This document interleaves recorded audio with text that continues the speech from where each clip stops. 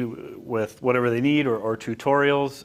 And all that to say is, if I didn't feel like it was a worth it, good product, I wouldn't be standing here today when they called, asked if I'd be interested in replacing my predecessor, whose name was also Jason. So if you hear me say Jason, I'm not talking about myself in the third person. I might be talking about him. So that's kind of sort of a little bit of my background. Again, I'm in Northwest North Carolina, so if you go 30 minutes north, you're in Virginia. If you go 75 minutes to the west, you're in Tennessee. It tells you a little bit about my geography. I've been there since, really since about 2010, but straight since 2012, Labor Day. So it's great to be here. I've been very humbled by the hospitality, especially with the amount of food. So if you haven't eaten, please go eat. I can't take all of this back to a hotel room, so although I will try to take some of it. So just kind of a quick show of hands. Has anyone worked with Echo 360 before, or is this completely new to everyone? Completely new. Okay, awesome. So that's a great place to start. What you're going to feel, the analogy we use at Echo sometimes can be like drinking from a fire hose. If it feels like that, that's okay. There'll be a lot of information, but I want this to be the first of many sessions like it. So if not in person, Zoom follow-up sessions, trainings, and tutorials so that you guys are comfortable and knowledgeable. And ultimately, what my goal is and what the faculty I worked with at my last campus found is it's not as complicated as some people make it in their minds, of just embracing some video as a part of their student engagement in their class. And Canvas is a great partner with ours as well, who makes it super easy to integrate that into class. And so we'll be looking at that a little bit later on as well. It's amazing how a watch can make you feel so much hotter. So before we get into it, one thing where we're going to start that I like to do is show you, what do students see when they see our video product? What does that look like? We'll finish a little bit more on the Canvas side of how you can actually do all of this without actually leaving Canvas, which I think is really important. But for the sake of today, just for how much easier it displays on the screen, I'm going to be working out of our website directly. So that'll be a slight difference. Welcome, everyone. Please get food. I'm Jason. Hello. Let me log back in here.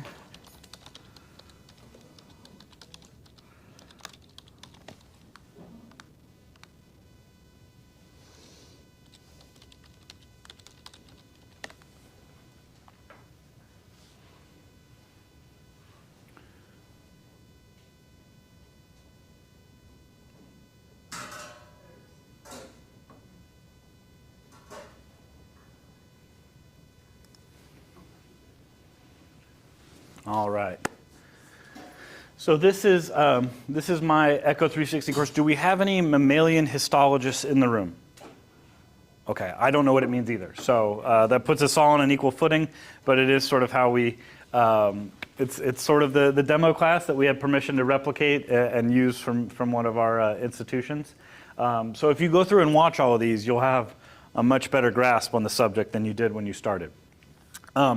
I'm logged into echo360.org, which is kind of our cloud platform. Users will have libraries, have access to their courses that they're enrolled in, and also collections, which are more like collaborative, sort of like folder spaces. Again, all of this can also be accessed through Canvas as well, where you don't even have to leave Canvas to see all this. But I do show you that it does exist standalone as well. These are all different lessons, or you could kind of think of it as slots for content. At Echo, you'll see it throughout the system. You'll see course, section, class. Sometimes we use those terms interchangeably, especially if you're used to working on campus. At Echo, just for the sake of organizing content, we had to distinctify them. So the class or the course is ACB 3309 Mammalian Histology. The section would be like 001 CTech, my last name. And then a class think of it more of like a lesson. So something that's taught or instructed on a particular day and time. If you can keep that in your mind, everything else is, everything will fall into place. And if you can't, that's what I'm here for, to remind you. So either way. The gray indicates that, that it's content that I've clicked to watch again. So let me zoom in a little bit so you guys can see this a little bit better. So the green play button indicates video. Makes sense, play button. The green sort of like easel or presentation indicates that there's also presentation slides or a deck attached to this video as well. So, and the video here could be, most frequently it's going to be a camera and then a recording of an instructor's screen or content, projected in the classroom. And then the slide decks can be attached to that as well to sort of like allow a student to self-guide through the PowerPoint presentation or slide deck. We didn't touch on it in the last session. We probably won't touch on it much on this one, but you can also add what we call activity slides to those presentations. So as they're going through, there would be a slide involving like an image quiz or a multiple choice question. What we will touch on today for sure is what we call interactive media. This is a touchscreen, isn't it? Oh, it's all right. Down at the bottom, you'll see this option here. It's got a little checkbox in it, and that's what we call interactive media. So this is video, but at certain points in the video, there's a question added in, and the student has to answer that question before they can move on to watch the next part of the video. Sort of the Hulu with adsification of Echo 360, if you will. But we're going to start with some of our video here. I'm going to click on this cell membranes and organelles, a topic near and dear to all of our hearts, I'm sure. And a little bit of what we're kind of looking at here, it looks slightly duplicated. So this is the camera of the instructor. So he's sitting likely at his desk at his university. This feed here is going to be the recording of what's on his screen. So as he moves through it, you'll see that screen change a little bit. This is the slide deck, the same one that he's probably narrating through. And this is going to be more self-guided. So you can, for example, where's my mouse? Kind of click ahead in little bits. You'll see that there's the X's over here if you want to close things out. So for example, I don't want to look at the slide deck feed. I'm just going to follow along and listen and take notes based on what he's saying. But the option is also, if I don't want to see the slides as big and I'd rather see the instructor's face, I can click and I can make that larger. And it's just as simple as clicking it back to make one the primary. Or if I don't want to look at the instructor at all, I can close them out and then not look at them. You don't have to turn your camera on to record.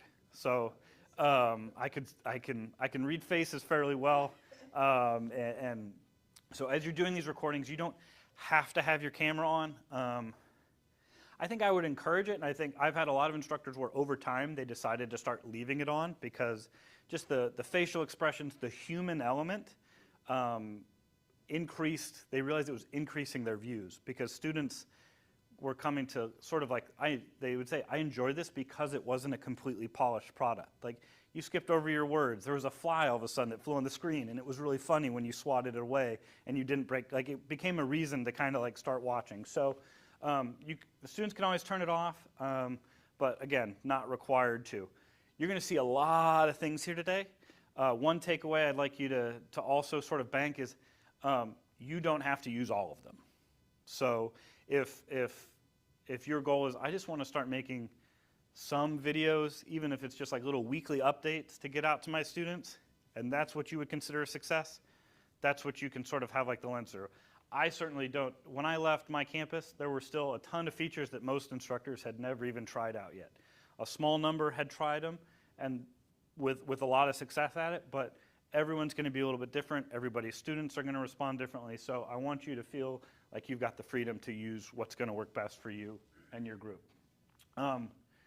As we kind of go through here, I'm going to leave this off of mute for just a second, and I'll demonstrate it here. we do have the ability to adjust the speed. Morning, everyone. I understand I'm recording, but I just tried to... So it sounds really fast, but he doesn't sound like Alvin, Simon, or Theodore at any point in this video, which is helpful on that sped up playback because students can hear it. Your brain can actually process this a lot better than you think it can. And I sort of made the joke at, you can go to 0.5 speed if you really want. I was going to say, I don't know if there's anyone out there, but...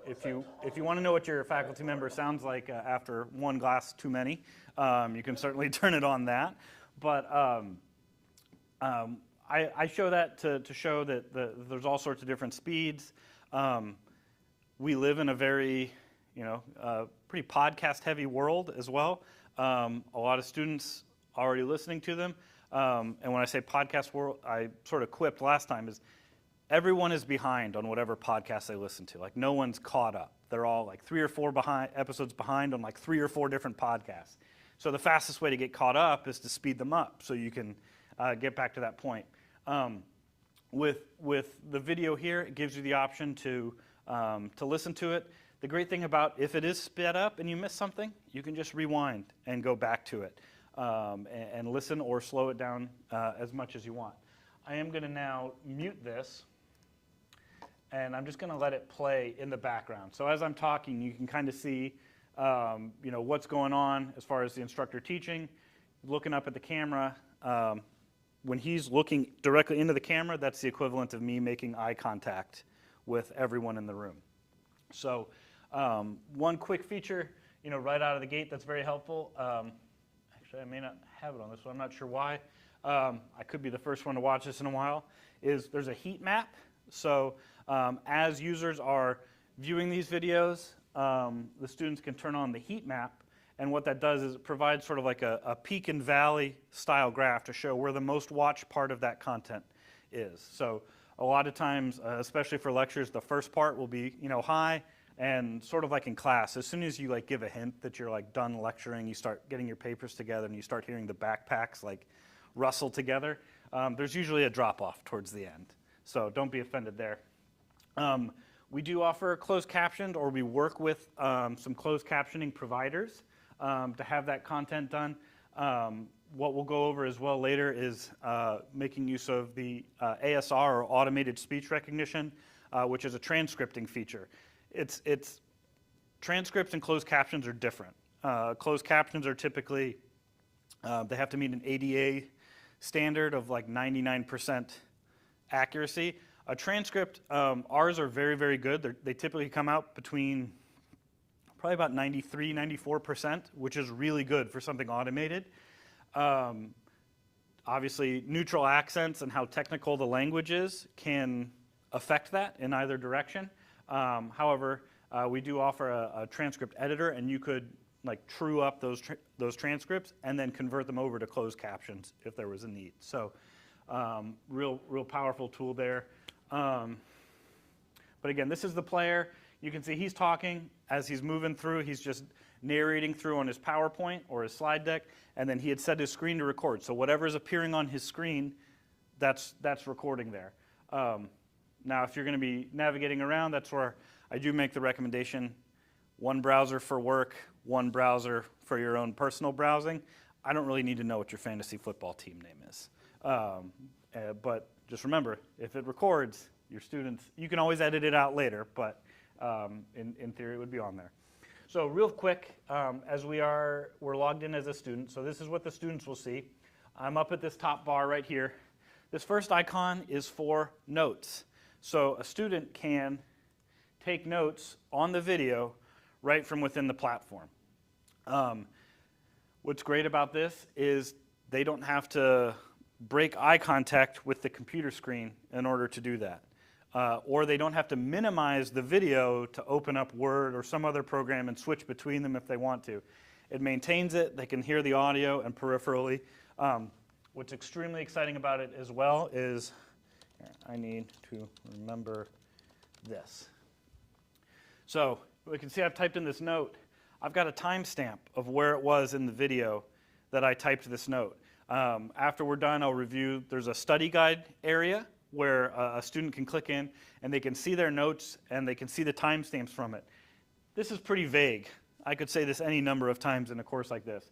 But from the study guide area, if I click on the timestamp, it'll bring up that video right at the timestamp so I can watch it in context and be like, okay, I need to remember this because he was talking about cell membranes. This number 2, I did close out the PowerPoint slides, the self-guided, from being visible, but that's a slide reference as well, as I took it, slide number 2 was up at 4 minutes and 11 seconds. So users can actually upload their slides first. So one trick would be, if you're going to be presenting your slides in class already, you can upload them into Echo 360 and link to them within Canvas. Your students could open up Canvas in class and have your slides right in front of them instead of having to look up, and they can kind of like self-guide through it. And then you can come in and attach the video later if you want to. Again, if that's something that interests you, write it down, and I absolutely want to do some follow-up sessions on that to make sure you guys have the full knowledge of what you'd like to use. We've also got, as we scroll through, my notes are extremely compelling. This is very interesting. And you can see with each note, it timestamps where I am, just to sort of like build that study guide and that knowledge base with regards to this subject. It auto-saves, so I can just close it out. I've got some other options here. These are both tied together very closely.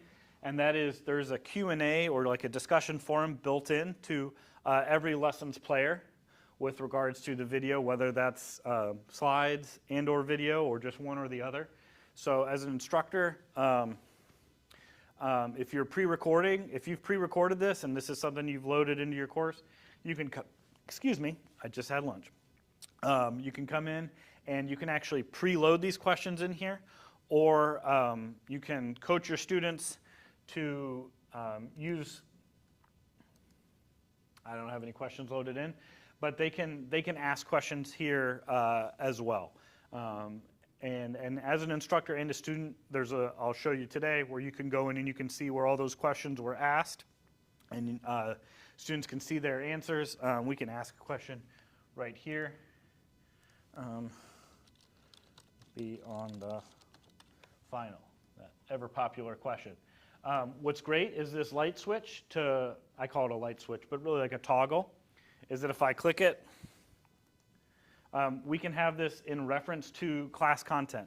So I asked this question at 7 minutes and 20 seconds. Will this be on the final? The instructor can kind of see that and then go back and click to 7 minutes and 20 seconds and then answer yes or no. Although probably yes. Or if it's in reference to a particular slide, we can say I want the slide to be in reference to that. I'm going to zoom out just a little bit. Students have the option to post their question anonymously if they want, especially if it's something they don't feel comfortable asking. You as the instructor can go back in and see who asked that question, but students, when watching the video, will not see the anonymous question asker's name or respondee. So I'm going to post this question, which brings up some neat features is you've got the ability using this little bookmark tab. You can bookmark these questions. You can see how many responses there were. And on the kind of like social interaction side, there's thumbs ups. So if somebody asks a question in the video and a lot of other students had that same question or they need clarification on it, they can hit that thumbs up marker. And so if I'm the instructor and I see all my other questions got a couple answers, but then this one's like a lot of responses and it's got like 5 or 6 thumbs ups or something, I know like, okay, we should go back and we should revisit this. It shouldn't be the last time we speak about it in class. So again, the Q&A form I don't think is going to be applicable for every use case. I've seen it's going to be more of, I think, like a traditional lecture where people can kind of filter in their questions. You can go back and check them afterwards. If you're going to be recording using some of our software, like right on a laptop, it could still work, and I'd be happy to work with you on it. But I think The better option that really applies more is going to be the embedded polling or the interactive media side, where you have to answer a question before moving on to the next part of the video. Moving back up to this top row of icons, the bookmark feature. I want to bookmark this scene, or you can also bookmark a slide to go back and review later. And what's really important, or what I think is really cool and is so underused in some of my other uses, is this confusion flag here. So students can mark things as being confusing. That doesn't mean that you explained it poorly or that you said something wrong, but it means like, hey, I need some extra help with this. I'm not understanding it. I need to revisit it. So you can click that, and I'm going to say this is a confusing scene because I know nothing about Golgi apparatus, although it is a Phish song. So don't judge me. I'm a big Phish fan too.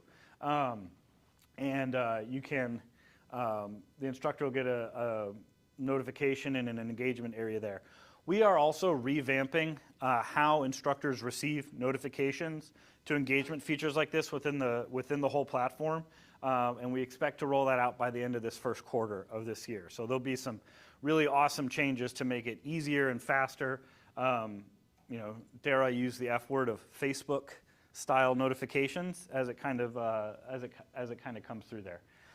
The transcript I was talking about is housed under this icon right here. So we can see this is a running transcript. It's not one where you have to scroll and like follow along. As the instructor's talking, it's moving down and it's highlighting the line on which they are speaking. I'm going to hit pause real fast to demonstrate. If I scroll way down and I want to start like right here, I can click on this line and you'll notice it jumped the player right to that moment. So it's interactive. It's a very dynamic transcript. If I've got, and you'll hear me extol it because it was such a lifesaver to me when I was a customer that I try to like preach the good news of our search function and our search bar in Echo 360. Whoever coded it, I hope they're getting paid very well because they've made my life very easy. Is let's say we want to jump back to a section on Golgi, and there's 17 responses. Well, now I can jump very quickly within that transcript. It's highlighted in green, and if I want to start right there, I can just click on it, and you can see it jumped the player right to that point. So a very quick way for students to more easily navigate what they need to go in and rewatch. Maybe a student understood 2/3 of what you taught that day or 2/3 of what you recorded, but they want to go back in and they want to review one portion. The search function is a really quick way to type in, it's essentially Control F in like a PDF or a Word document to jump to, or to search for, to jump to a place. So you can use that to find it out. We are also rolling out chaptering at the end of this first quarter as well, which is a feature that I'm really excited about. Obviously, 2020, 2021, we all watch probably way more video online at home than we would care to admit in public. And one of the cool features that sort of YouTube began integrating was chaptering, or like topical, sort of like little marks in their player. So if you're watching a longer interview or like a video version of a podcast, you can see, I'm a big sports fan, particularly football and hockey, but football is sort of like winding down. So there's however many games on a Sunday. If you're watching a sports podcast and they're reviewing each game, I can see down on the bottom where they said like, okay, here's Jaguars versus Bills, here's Raiders versus the Chiefs, here's the Lions versus the Vikings. I want to jump to that Lions versus Vikings part because I'm a Lions fan and hear what they had to say about it. Just a real quick way for students to more efficiently navigate. And again, that should be by the end of this first quarter, which is rapidly approaching. I'm sure you all feel like January passed just like that, if you're like me. Less than 11 months till Christmas, though. So start your shopping now. As we kind of look, and before we move back into some of the other areas, are there any questions so far, anything that was confusing or that you'd like me to kind of revisit or that you'd like a little more clarification on? Okay, maybe I'm the dumbest one here, but I'm trying to understand, how do we sign in? How do we, get to this point? I mean, Sure. this is all good, but it seems like you've already done like part 1 and 2, and Sure. we're on part 3, so I need to be. Not at all. That's a great question. The reason I don't spend a lot of time on it or don't really like show it here is because for the most part, it's not a significant part of like the Echo 360 experience. I will show towards the end, we'll look at like what it looks like from the Canvas side. And the reason I don't show logging in is because if you're going through Canvas, you really don't have to. So once you're logged into Canvas, you can add the tool into your Canvas course, and then it'll open, and you can even get to your library and everything right from there. So I'm showing today out of the website, which is just echo360.org. I'd have to go in and review how the school has it set up, but users can either have their like a manual account to log in, or you can use what we call single sign-on to use your. Yes, sir. Just briefly, it's in the Canvas course already. Just click on Echo 360, and boom, there's something plug in, download in a couple seconds, and you're good to go. But after we finish this session, if you stay for the 4 o'clock session, which is an hour, we'll definitely show you how easy it is to create videos. Yeah. But thank you for asking that. I don't want anyone to be confused or anything. I have a question. Yes, ma'am. The notes for the students, that the students take note, is that transferable? Like, do they email it to themselves, text it to themselves? They can download it. It downloads as basically like a TXT file, which is a very, very stripped down text file, think like Notepad on your computer. So, but you can download it, and then it could be formatted into kind of whatever you wanted and compiled after that. Okay. And that, with the notification, like the student asks a question at a certain time during the PowerPoint presentation, and I go back and answer it, do they receive a notification that it's been answered, or they just have to, it's on them to go back and periodically check if that question has been answered? It is more on them right now. We are addressing that at the end of that, and that's one of those big things we're addressing at the end of this first quarter, is to make sure that there's better notifications for the instructor and the students that, hey, someone went back and answered your question as well. Okay, and one more question. Sure. The transcript, is it a very sophisticated, like, for example, I teach history, so if I say the word Seleucid or Antigone, so will it spell it? I mean, that may be asking too much for it to be spelled accurately, but, if students are reading along, they're like, oh, that's how I spell that word? I've been pretty impressed by it. Now, if you're in a situation like this where you've got, for example, lysosome containing acid hydrolase enzymes. If I've got it correct on here, I would hope that the student would realize that's the correct one as opposed to the transcript. Sometimes more technical language could trip it up. If you find yourself arguing with Siri a lot, that's probably a pretty good indication of overall transcript accuracy. And that's a very, I think, sort of like flamboyant example. It's gotten so much better even in the last 2-3 years when I had started working with it on my campus as well. So a name like Antigone's very well may come through just fine. Yep. Yes? Yes, I wanted to know if you pre-tape and use this with the notes, will the students still be able to ask, like if I use it this semester and I use it again in the fall, will the students in the fall be able to ask questions as it relates to the? Yeah, so all this content, once it's recorded and in your library, you can use it, pretty much in perpetuity. So, and that's. They would still be able to ask questions. Yeah. Like you were saying with the. Yep. they would be able to- And you can. What happens is, and we're about to go into it in a little bit, but if you think of when you take a video on your phone, it goes into your camera roll, right? If you take a video on your phone and you send it to 5 people, a copy still goes in. I'm pointing my pocket as if that's where my phone is, but it still goes in your camera roll. But then it'll also tell you, and you sent it to these 5 people, but you don't have 5 copies of it in your camera roll. So we work very similarly as well. So once it's recorded, you can share it into different courses across the semesters, and what becomes really powerful about that is, and where we'll finish after, I wanted to show you all this student stuff first, so that when I get later to the analytic data, you can see what's generating it. So you'll be able to see, what videos did the students watch? Did they click the confusion flag? How much of the video did they watch? How many of my polling questions did they answer? And how many of them did they get correct? So really impacting data for you, and to be able to know, like, okay, this is not what I thought, or this is exactly what I thought. And the great thing about Canvas, as we'll see later, is students will have their accounts sort of like provisioned or made as they interact with it. So if you've got 10 students in your class, but you only see 3 on your Echo 360 roster, it's low-key depressing, but you know right away that you've got 7 students who aren't even clicking to watch your videos in the most minimal sense. But that's still helpful to you, because now you can go to those students and say, you're asking this question or you're struggling in these ways.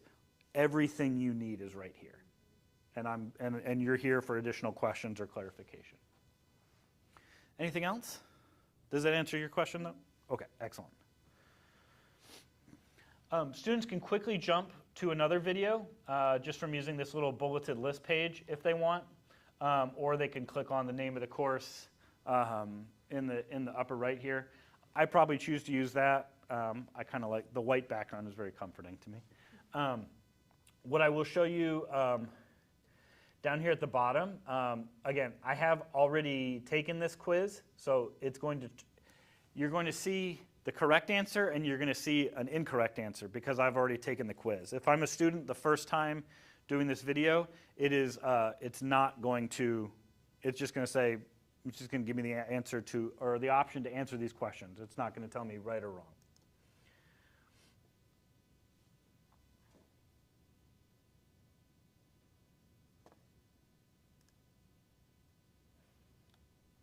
So this is what we call interactive media. Back to last lecture, we were. So this is the instructor teaching again. We can see, well, I'll zoom out. This player does look a little bit different, just because it's the interactive media is kind of like a alternate form of, or it's like a third piece of media for us. But we can see there's these 2 little hash marks here in the player, and they function just like those hash marks do if you're watching something on Hulu, is you can see exactly where the ad breaks are coming. So for here, since I'm logged in as a, is really the next question in there. Let me zoom back out a little bit. So I've already answered that question. I'm going to hit play, and then it's going to let me keep going. Let me click ahead here. And then I'm going to back up just. So I'm going to skip back 10 seconds. Oh.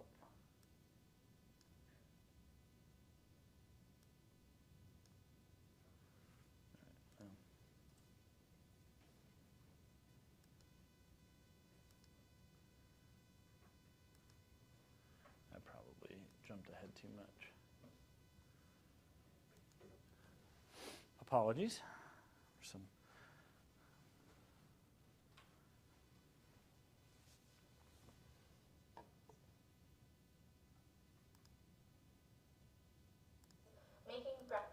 So I'm going to let this play just to kind of demonstrate, and we can see as this blue bar gets closer and closer, it's going to stop, and it would require the student to answer that question before they could move on to the rest of the video.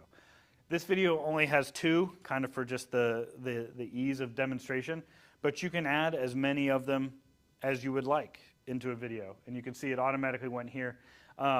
It does, again, I've already answered this question, so it's showing me what the incorrect answer is, but it does show me which answer I submitted, so I can know and kind of go back. And then once I hit continue, it just immediately proceeds along. There is still kind of the discussion area for this as well. But this is, especially for like asynchronous online style courses, I think a real game changer. Because suddenly, video viewing is no longer just 100% passive. I mean, you would hope it's more active of students sitting and taking notes, but now you've got the ability to where students, they have to provide some sort of answer to show that they were there. With all of these questions as well, these ones didn't have it, you can also require a justification.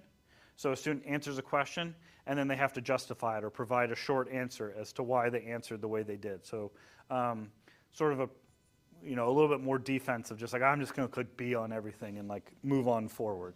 Not that students would ever do something like that, as I'm sure you would attest, but it's all available there.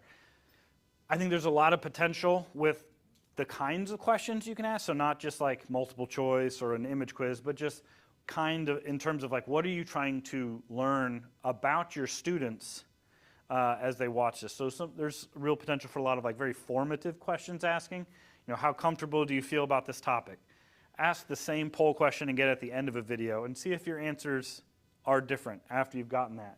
Or, depending on subject areas, can you think of a time when this would be applicable? Or my daughter's name is Scout, so after To Kill a Mockingbird. So it's just sort of like if you're teaching English, you could have, how would you feel if you were in Scout's position and you found out that, your father was the best marksman in town unexpectedly when you thought he was kind of a square the whole time. A lot of potential out there. We'll review here in just a little bit of actually how to create that. But that is interactive polling. Again, this is all from the student view. So this is what the students would see as they go through it, and I wanted you to see that. So when we get to the analytical side later, it all kind of connects of like, okay, this is where this comes in. So I am now going to minimize that.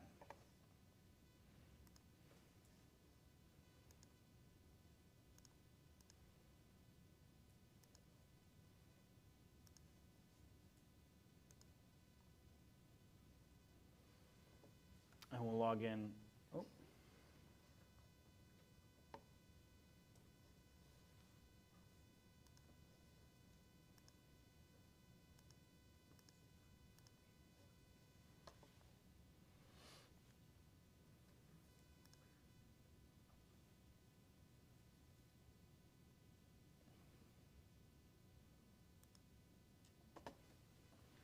So this is the exact same course, but through the view of the instructor. And it does look very similar, which is I think a big help, is that, navigation. If you tell a student, hey, go look in your courses tab, there, for students and for instructors, courses is the second from the left over in the upper left-hand corner. Clicking up, you can log out by clicking on your user image, or that little gear wheel will take you into, you can edit your name, add a photo if you want. You can add your phone number in there if you would like to. Typically, your email is not going to be changeable, just based on it's usually tied to your school's email address right here. I will.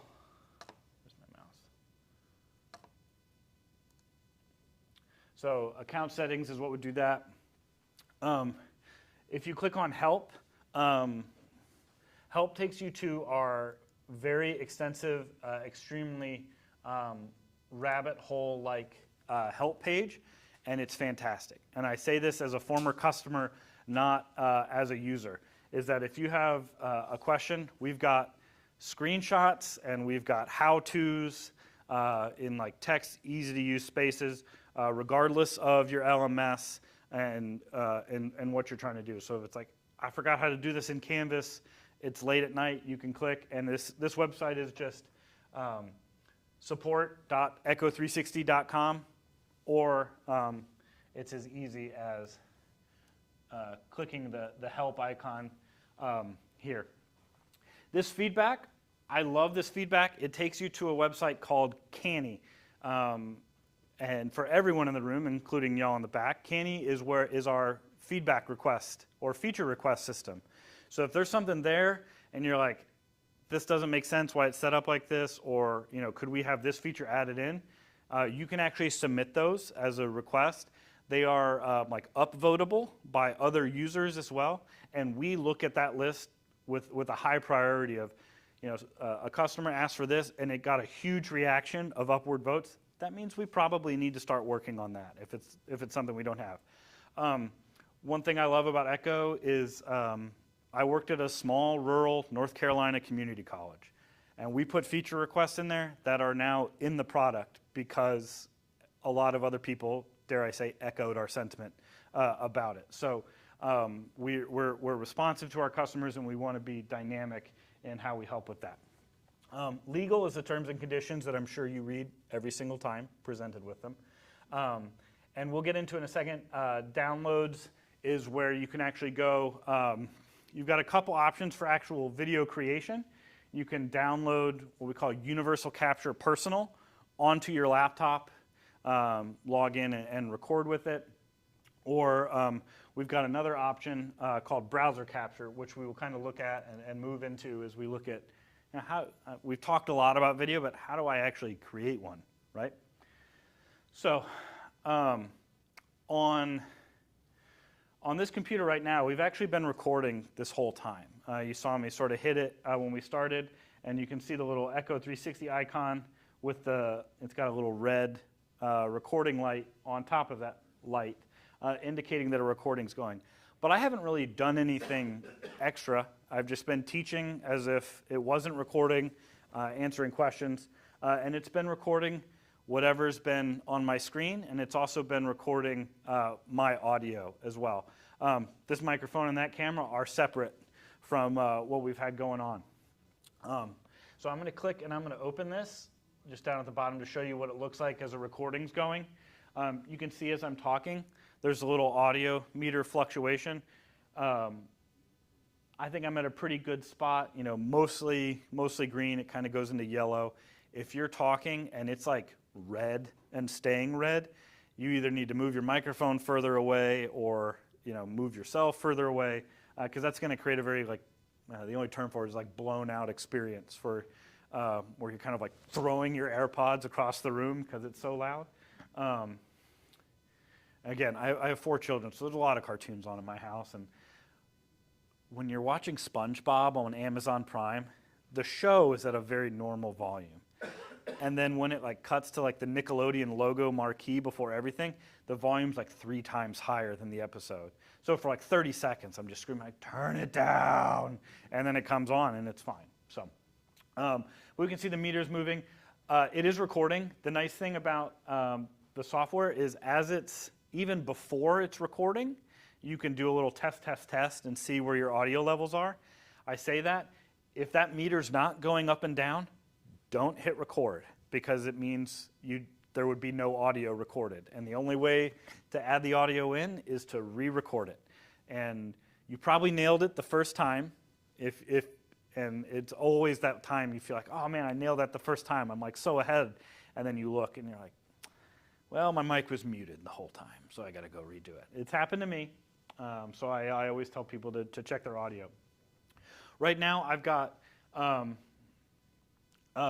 display 1, so this is, it's 2 screens, but they're both mirrored. So whatever I'm doing on the screen is going to be recorded. I also have the option, and I turned it off, was for an additional input. So our recording software has the ability to record any combination of up to 2 video inputs. So it's very, the actual Echo 360 software itself is it doesn't matter if it's 2 cameras or 2 display screens or a camera and a display screen or, just one or neither. You could do an audio only recording if you wanted. Before you started recording, there's a little drop down menu and you just change this to say no input as well, and it would just do the audio. Before you start recording, you can click up and you can actually give it a title. You can decide what class you want to put it into. It will also go into your library as well, like we said. You can't really see it because I've got the camera turned off for this recording. But when you open it up, if you're using the camera, it's going to seem very like robotic and stop motion and very like laggy, that's why we tell you that the frame rate is reduced. So it's just giving you the visual confidence of what's being recorded. Upon playback, it always looks smooth, high definition. There's a cancel button, so if you're just like, I want to scrap this whole recording, I don't need it, I can click that X. The pause button's a pause, so coughing fit, dog barks, fly starts coming in, and you want to end its time on this planet before you continue. You can hit pause and just hit the pause button to resume. The stop button, if I could submit an internal feature request, is I would change that icon to also include like an arrow pointing to a cloud, because that is also the upload button as well. As soon as I click stop, it's going to begin uploading that video to our cloud servers to get ready for like viewing and playback from either a course or a library. Typically, every video has to process for playback. The worst amount of time you're going to get is what I described with like a 1-to-1 ratio. So a 2-minute video is going to take about 2 minutes of processing time. That's the worst ratio a user would get once it's uploaded. Once the video and the upload of the video, we do begin sort of like doing it in chunks as the video is recording. But once it's finished, it will upload that. And once it's uploaded, all that processing is handled in the cloud. So it's not on your computer anymore. You can shut your computer and walk out the door, go about your day. So this is the software solution of recording. Either you think about it, I'm recording. It's the personal version, but I'm obviously standing here in essence lecturing to you. So I am sort of like recording this lecture. If there are rooms on campus where you've got like a camera and some microphones in the room, you could install a classroom version of this software on the computer in the classroom and actually schedule that recording, sort of like recording your favorite episodes on a DVR. So if you're teaching, Psych 101, Monday, Wednesday, Friday, 10 to 10:50, 10 o'clock, that recording kicks on Monday, Wednesday, Friday, kicks off at 10:50, and then can be immediately like pushed out to your course there so students can view it. The personal version is more of what we call ad hoc, so like as needed, more of like a manual start and stop. But I'm gonna reduce this because it is recording this session right now. Up at the top, and again, I'm logged into sort of like the company-wide Echo 360 use right now, so you may not see all options. You probably won't see this like new device capture, which is in reference to some recording hardware. But I know you guys are also a Zoom school, so if you use Zoom or you teach on Zoom and you record your classes, we do have an integration that allows those to be automatically uploaded into Echo 360 upon completion of the Zoom meeting. Again, I said it on the record, and I even looked in the camera, and I'm going to do it again because I'm not scared. We don't charge for storage. So if you've got a 2-hour Zoom meeting that happens every other day for years, it can be uploaded in there into your library in Echo 360 and stored there. So the Zoom integration is heavily used. We've had some schools who have actually been able to save some costs by reducing their Zoom license because they just decided to start uploading their recordings into Echo 360. Upload media. If you've got media or like video files or PDFs, PowerPoints, you can actually upload those externally right into Echo 360.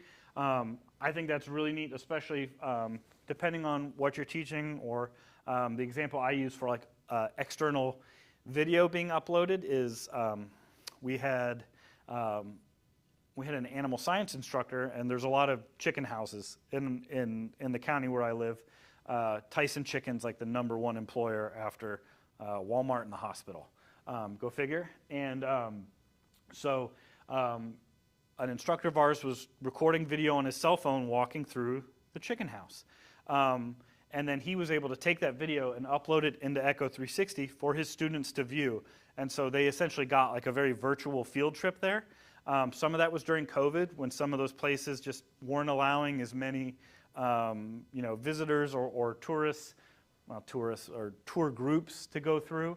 But the great thing about it is once it's uploaded into Echo 360, you can edit it, you can share it, and you can get analytic viewing data from it as if it was recorded with one of our proprietary options. If you've had a YouTube channel that you've used, but you want to get all of your video into like a shared like campus space, download that video and upload it here. Your students are never going to get an ad. They're not going to get distracted by like other videos. It's all going to be within Echo 360. We already looked at the software capture. That is just like a quick launch for that software. What I do want to show you is what we call browser capture. And this came out really just before I started with Echo, so probably August of last year. Still very new, but really an excellent tool. It is a browser-based capture software. And so it launches completely through the web browser. There's no software install required. That is extremely helpful for a number of reasons, especially if you want to start having students submit video, they can actually make use of the recording software, including this browser one. I had a intro to public speaking. The instructor wanted to start accepting video submissions for their assignments. Our LMS was Moodle, who has like a very, very small like video or file size limit. It's like 150 megabytes, which is tiny, especially for video. And he was very dissatisfied with the quality and the variation of quality between his students. So he and I got together. I listened to him, tried to figure out like, okay, what are you wanting to do? Here's how it would go. And I recorded like a tutorial workflow for students to show them, this is how you access Echo 360. You can use these capture options, or if you've got, essentially we created a system where every student was left without an excuse. They could all, it's like, oh, well, I don't have a computer. Well, you can just upload the video externally. Or there is an Echo 360 mobile app as well, which works really well for students to view some of those videos. And you can also record with your phone and then upload it to your library that way. But all that to say is, especially in North Carolina, we had a lot of dual enrolled high school students at our college, which means we had a ton of Chromebooks on campus that were not managed by our campus's IT. They couldn't install software on those. They were very limited. And especially Chromebooks are basically just a really big Android smartphone. But browser capture, they just open up Chrome and they can launch it through there. And then they could suddenly take part in that without having to do anything extra. So browser capture, we can give it a title. Afternoon browser capture. It would help if I could spell afternoon. I've got some options of where I can publish this to. Again, this is the mammalian histology course that we were just looking at. I've got some of my other courses. Regardless of if I choose library or one of my courses, it's also going to go into my common library. So I'm just going to leave it at library for now.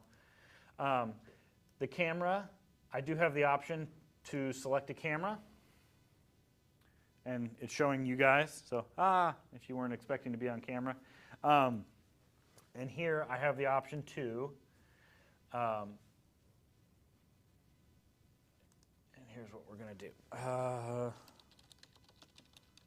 No, they might get me for that one. They're so picky about who gets to use that name. So what I'm doing is I'm opening up another Chrome tab, and I'm going to jump back to browser capture. So I've got the option of choosing what I want to share. I can do the entire screen, so whatever appears on the screen is going to be recorded and included alongside the video. I've also got an option for a different program window. So let's say,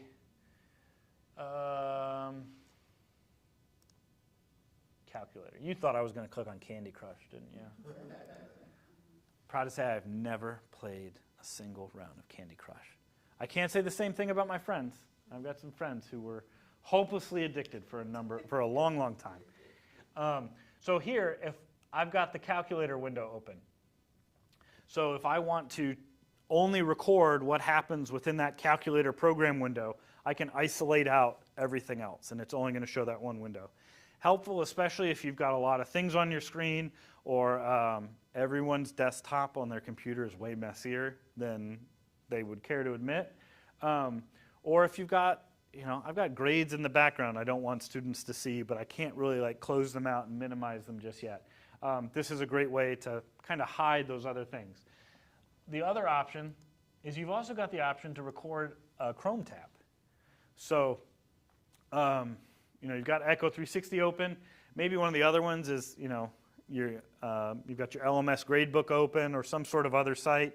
You can record only what goes on in a specific Chrome tab. And that's actually what I'm going to select.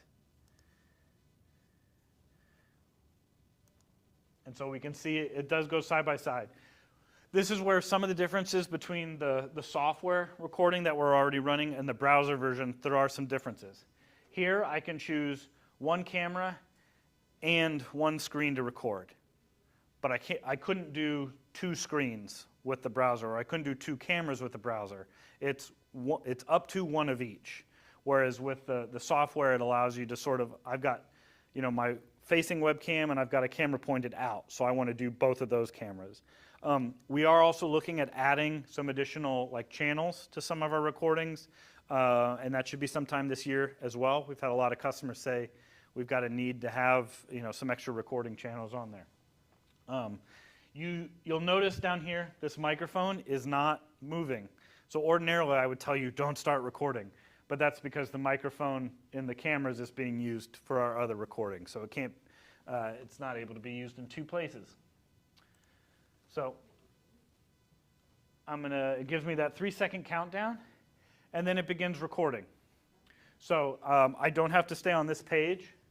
Again, I'm recording what's going on this Chrome tab right here. So as I'm scrolling down, it's recording all of that. If I want to go to the Grambling State website, I can just type that in. It's recording this tab, but that doesn't mean that I have to stay on one website the whole time. So whatever I do in this tab is going to be captured. So now it's hearing me talk as well as recording what we're doing here on the website. Once I'm done, I've got the option here. I can cancel this recording. Here's the pause feature we talked about. I can just hit pause again, and it immediately begins resumption of that capture. And once I hit stop, it's going to prepare that media for playback. It is uploading, so don't close your browser. But that doesn't take very long. And then I'll get a notification the upload is complete. I can either start a recording, another one. I can download this one. But if I'm done, just close that tab out, and that's all I need. I just want to make sure I'm following. Yes, ma'am. If I'm doing a lecture, then the software option would be probably the best option. But if I'm doing like a tutorial or a walkthrough or something that's more Mm-hmm. a lesson of that type, then I'm going to use the browser. Either one will really meet your need, to be honest with you. And I'm not. I think I show both because I think there's just so much flexibility between the two, but the limitation of the software is that it's going to record your whole screen.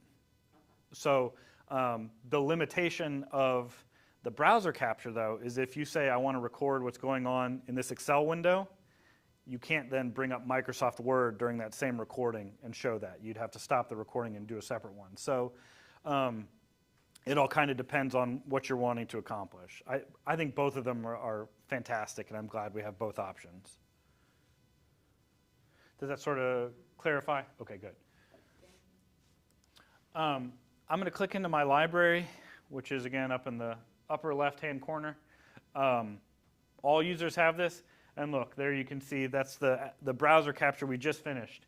It is processing. It wasn't a very long video, so it'll take however long that recording was, or probably a little bit less to begin processing. And you can see, I created a question earlier. I used our browser capture to make an interactive piece of media a little bit earlier. I think we're actually a little bit ahead on time of where we were in the morning, so that's great. This is your library, though, and the library is basically everything that you have access to view is in here. So, assumedly, it's going to be a lot of your own content.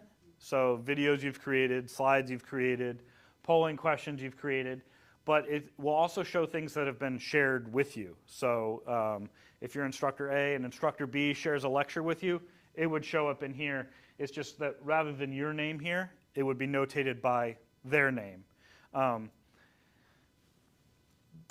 So the next question is, like, does that mean, like, a student can't necessarily go out and just search for your video and, you know, do whatever they want with it. You would have to share that with them specifically in like a library sort of a sense.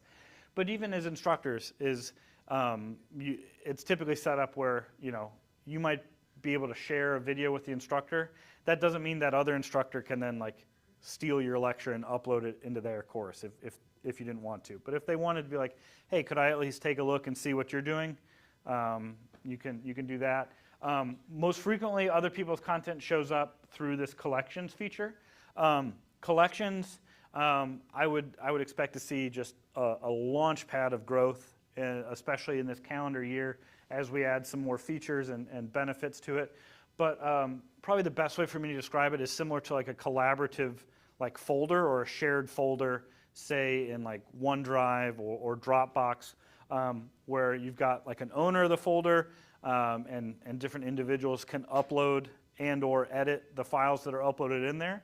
But then some users, maybe like students, only have view-only access into that. So I had a math instructor at my last campus who said, you know, I've noticed some of my students, they're a little bit rusty on these things that they really should have known prior to coming into this class.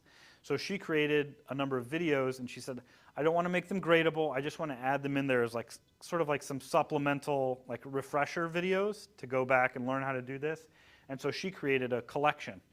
And you can generate a shareable link to that collection where if a student clicks it, it's going to add them with view-only access to that. So they could go in, they could view those videos, and then come back in and begin on the math. There's going to, I think you'll see a lot more as of sort of shared like divisional or departmental videos, especially if you guys were to start using a lot of like master courses where it's sort of taking videos from a lot of different instructors all into one subject area. Collections can be a great space to like add those in there. Let me hit refresh. I'll bet you this is done. Typically, you will get, I don't have my phone on me, so I didn't feel it vibrate. Yeah, but you can see this video already finished. It was only 52 seconds long, but you do get an email of when those recordings are finished and online and ready for playback. So, any questions so far? Jason, how do you edit? Okay, great. Great question. Let's take a look at how we edit this. So we're going to use, and I didn't come up with it before today. It was literally a morning thing. When we go in to make some of the interactive media, is basically I came up with the acronym of REP, which is record, edit, poll. And it has to be in that order. If you go per, poll, edit, rep, it won't work. Or poll, edit, record, it won't work. It's got to be the first one. But let's look at, and I'm going to scroll down and find a much older video here. This is the one that we used earlier. You can see I've got a lot of test browser captures using the ESPN website. It's kind of my go-to. Lets me check the scores in the middle of the day, you know. So this is a video that I created actually helping out another school who had just hired some IT staff who wanted a crash course in Echo 360 on the student and instructor view. So when you click on a video in your library, you're brought to kind of this like media details page. This is right now the only place where you can permanently delete things, which I say to you as an encouragement, is that if it's not right here, it's probably not permanently deleted. We are working on introducing more of like a recycle bin style delete, but if you delete something from your library of your own content, it's like annihilated, oblivion, weeping of gnashing and teeth, gone. So you can download your content as well. If it's like a video and a screen recording, you can download each feed independently. Editing details is more of a, you know, yes, sir. So if you delete from your library, does it create broken links in those courses where it's referenced, or how does that work? Yeah, it'll basically, it's not so much a broken link. The link would remain, but when the user clicks in it, it would say, there's no content attached here. And so, which is easy, because then after that, you can just like refill that slot with content as opposed to having to rebuild the whole lesson slot. Here's where you can add polls. Chaptering is still in beta, but this is where you could click to enable that. This is also our where you can access the transcript editor. I'm going to zoom in just a little bit. We'll click on Edit Transcript.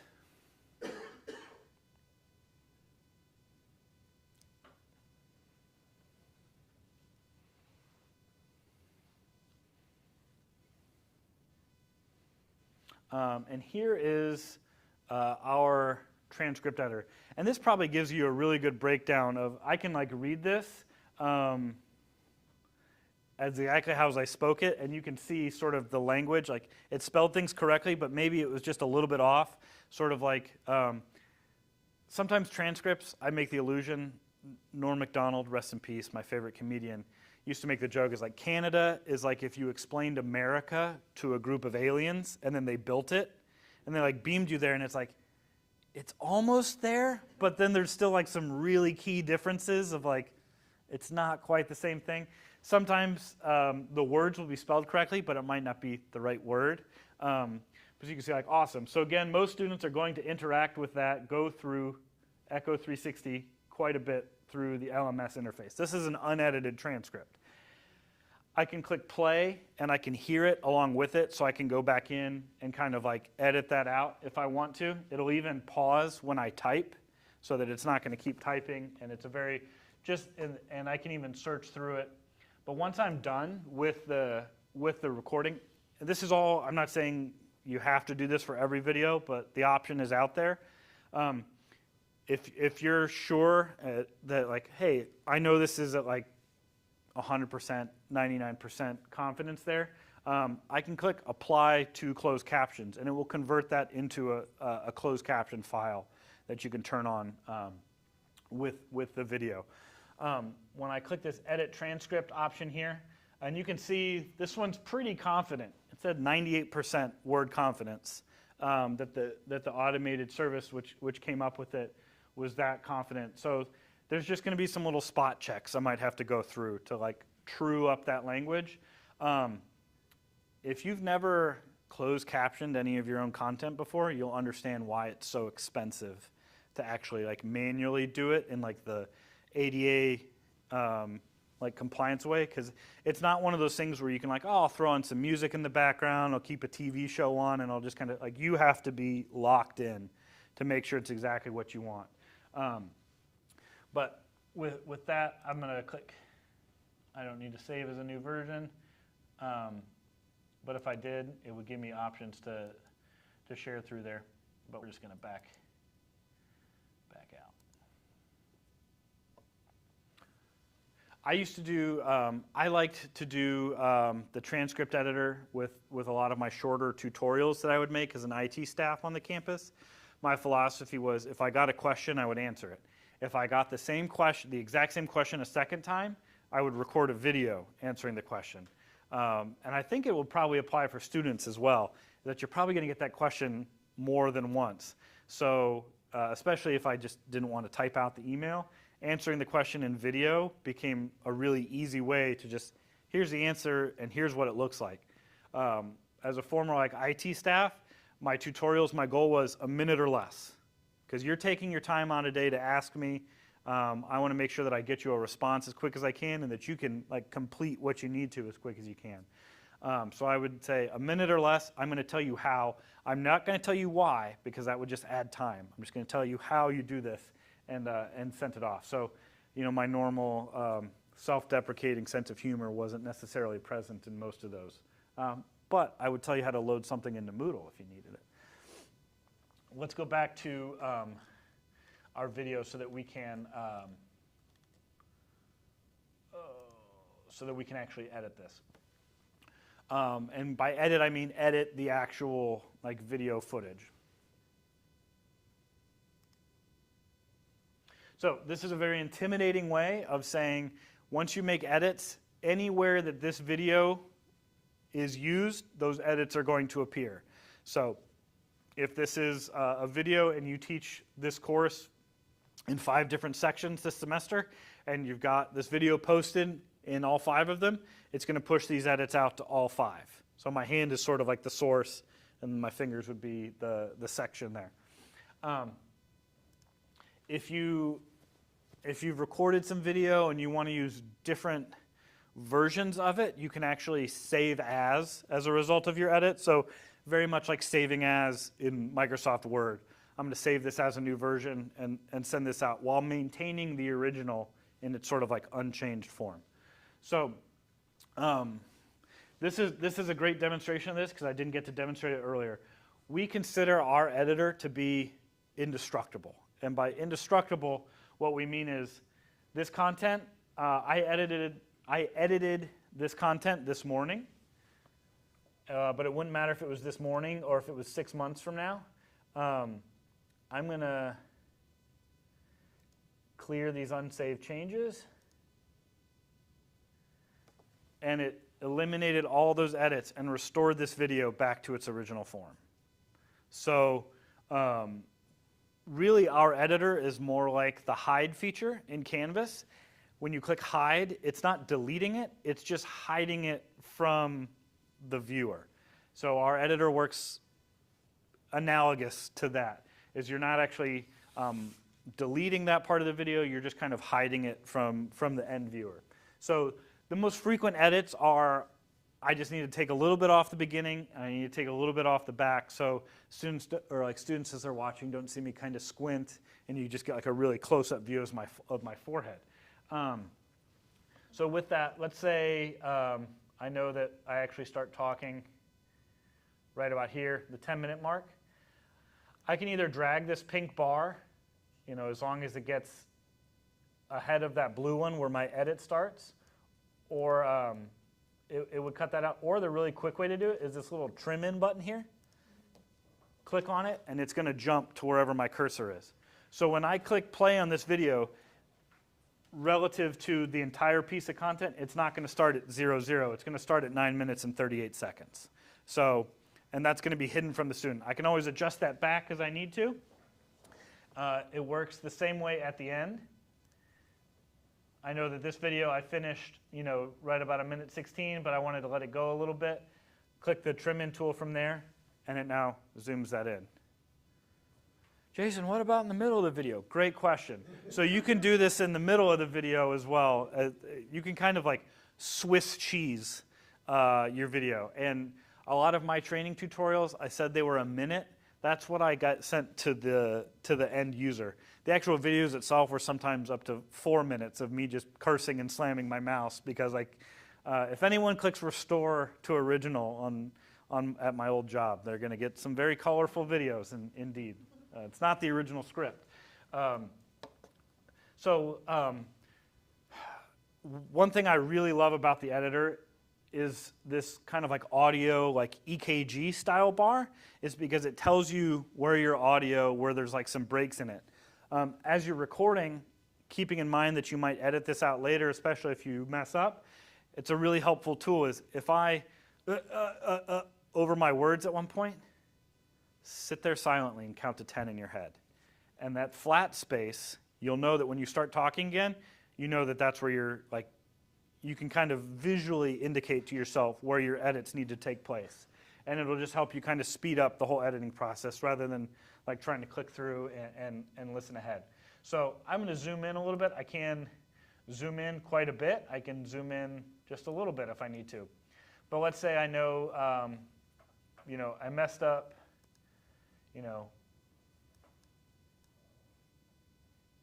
right here and I know my edit's going to go till about here.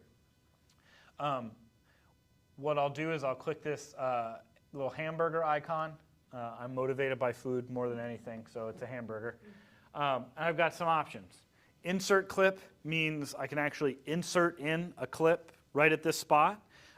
This was a very asked for feature in terms of there were some faculty members who was like, look, I've had this video ready to go for 5 years, but the problem is at like the 5-minute mark, I reference specific dates or events that happen in fall of or in spring of 2017 that just aren't relevant anymore.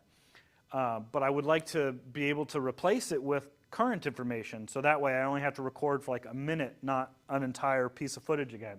So you can actually insert in that new footage if you'd like to. Set thumbnail.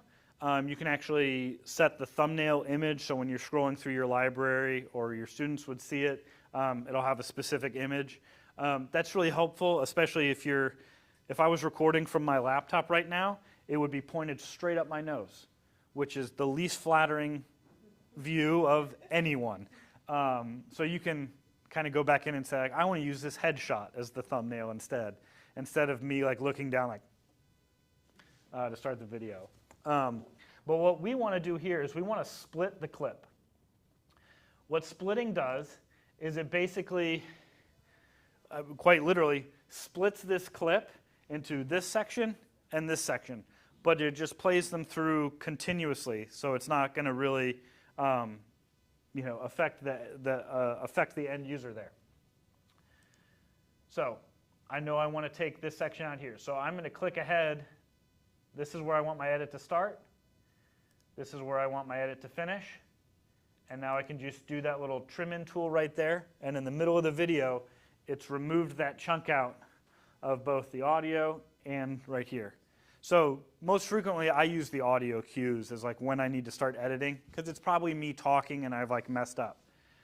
There's some times where you'll realize like, this can't be helped. I have to bring up something that I don't want people to be able to see later upon playback. Maybe you forgot to close a program down, and the only way to get behind it is to bring it to the front and close it down. So you can go in and you can edit that out. Sometimes there's a visual cue that you might need to edit. That's why we've got the player up here as well, so you can actually see what's going on in the video at that time. But again, I've got another edit. I need to go here.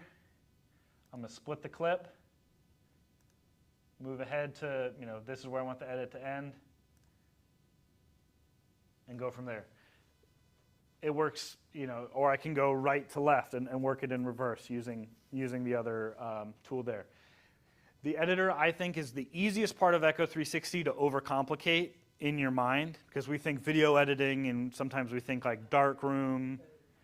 Yeah, we're not writing some core code here. We're basically just sort of like, we're just cutting think about taking a sheet of paper and cutting a piece out and then handing the sheet of paper, still as a whole to somebody. So this was, and I noticed like my little face up here. So this is a Zoom recording. That's why there's no video 2 attached to it, because I do typically leave my camera on for recordings. There's no video 2 section on it, but if I had this video separately, I could actually add it as a track after the fact as well. So to y'all's initial fear about the camera having to be on all the time, you can remove a track, like the video, from it, but you can also add it back in later if you decide that you want to add it in there. What's great is, hey, I realized I didn't want to make that edit. I can click this undo button right here, and it'll just, undo that last change, or we can redo it. Under actions, there's the ability I can save this as a new version. We can clear any unsaved changes.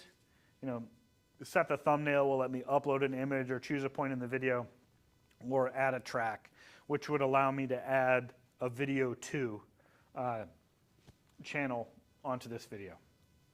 Any questions on the editor so far? So even after you do save as, you can still go to restore to original, like that's still the option. Is there like a time limit on the restore to original, or always be? Always there. Yep. And that's sort of what we mean by kind of like indestructible. in that sense. So I'm going to go ahead and click Save As. Click Afternoon Edits. Click I didn't know that, and I was afraid when I was doing edits. No, I it's didn't know I can do a restore. I didn't know that. it's awesome. It's so helpful to be able to do that.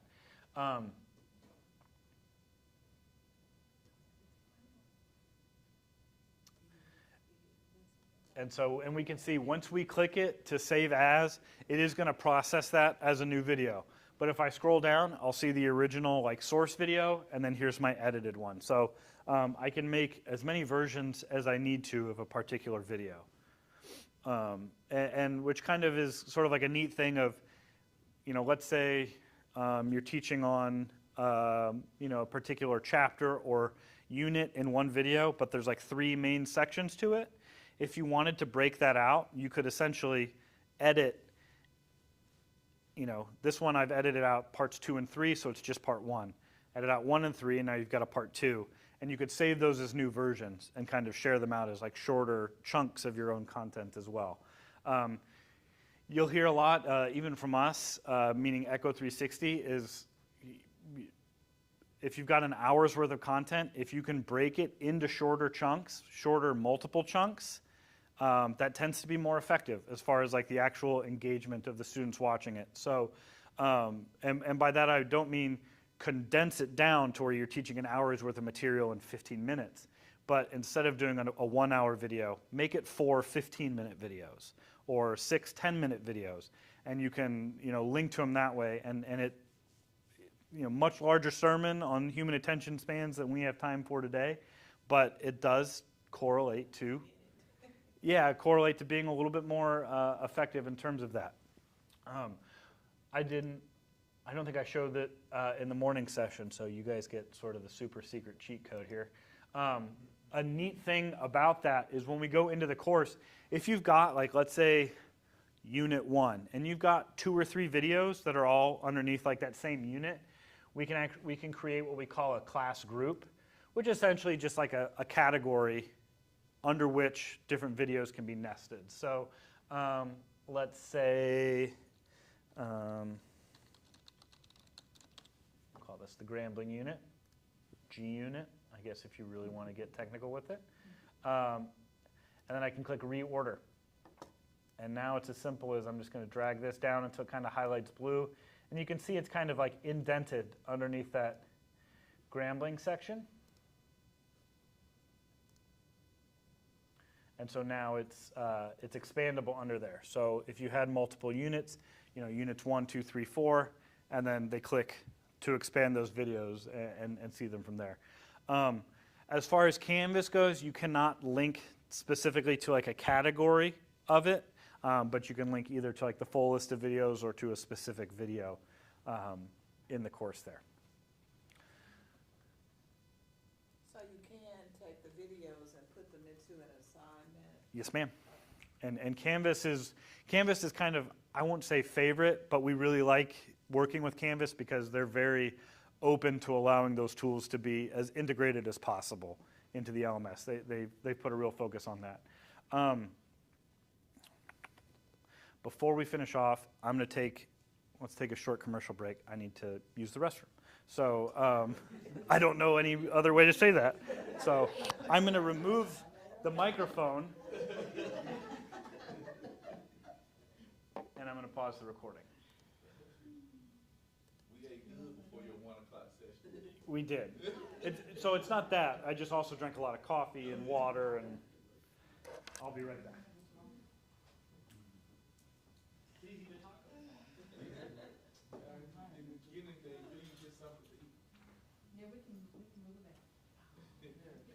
Everybody can do a bathroom break.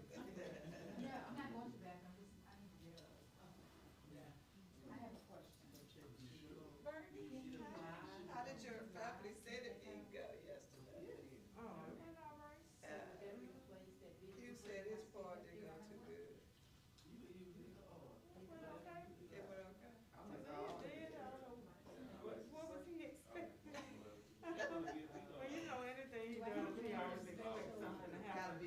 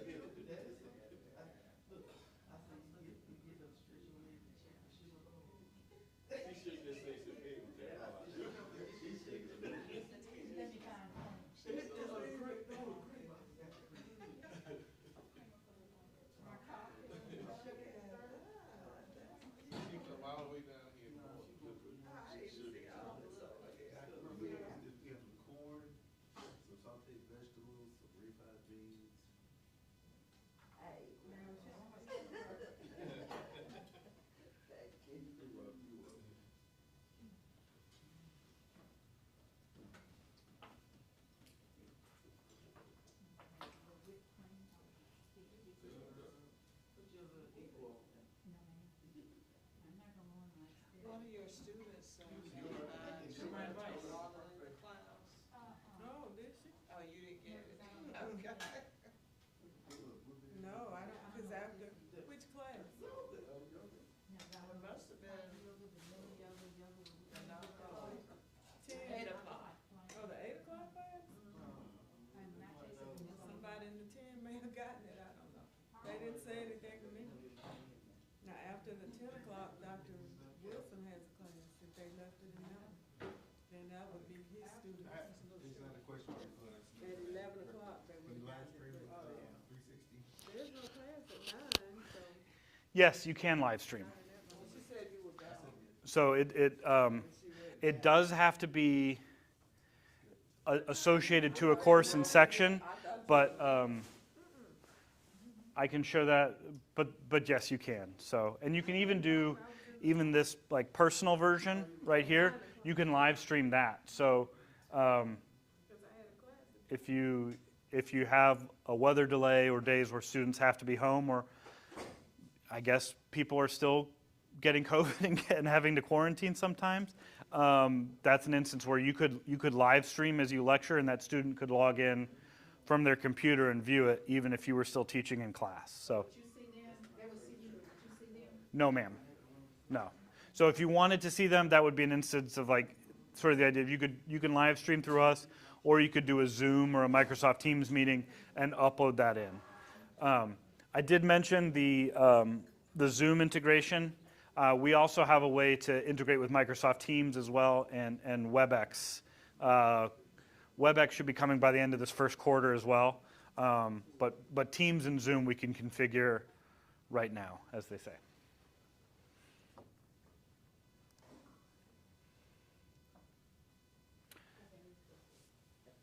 Great.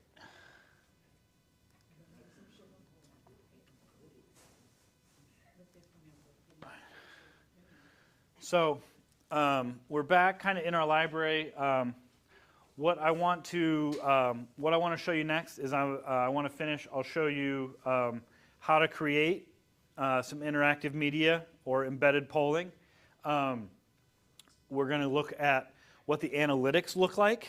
So what do the actual student viewing data look like from the instructor side, so you can see that, and then give you kind of a run through of what it looks like in Canvas as we look at that as well.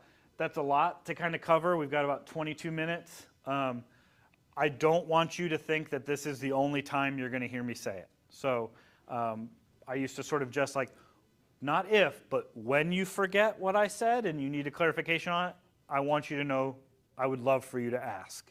And I would love to, sit and work or funnel through sort of the distance learning team here or like a main point of contact, and we can do, if a number of people have the same question, that's an easy idea of like, hey, we should get together on Zoom and talk this out and learn how to do it. And we can record it and make sure that you guys have a copy of it as well for referral back to each time. So, not to, blow my own horn, but like toot, like it is one of those, we consider a differentiator for Echo 360 is we really do see our relationships with schools and customers, we see it as a partnership, not just a like vendor school. Because I've worked on schools and I can tell you exactly what vendors would never return our calls, and it was so frustrating when we just had very basic questions. After the recording's off, you can talk to me afterwards. I'll tell you who it is. Echo was never that way. My predecessor, Jason, he and I became good friends, and so people were like, how easy is it to get in touch with your like Echo rep? I was like, I Snapchat with them during football season. Like, that's how easy it is for us to get together. So all that to say is I am here. So let's look at creating some interactive media. An example from a little bit earlier. So this was today. This was the browser capture I did in the morning session. We then, again, thinking record, edit, poll. So we took that browser capture. It was edited, or it was in the status for viewing that we wanted it, and then we added some poll questions. Once we add poll questions to a video, it creates an additional piece of media called interactive media. which makes sense because you're now going to be interacting with it. It's not just a video file. The interactive media, you can share it to your course section, or it can be embedded within Canvas directly as well, just like the others. The only thing you can't do with embedded media is make a public-facing version of it. And part of that is just for the analytics and the polling is you need to have users who are logged into either like an LMS or Echo 360 directly so that we can know who's answering those questions because you want to be able to provide a grade for it. So we're going to click on this afternoon browser capture right here. It is very short. It's just 52 seconds long, but we can add a lot of questions in here if we really want to. So we're going to come down and we're going to click Add Poll.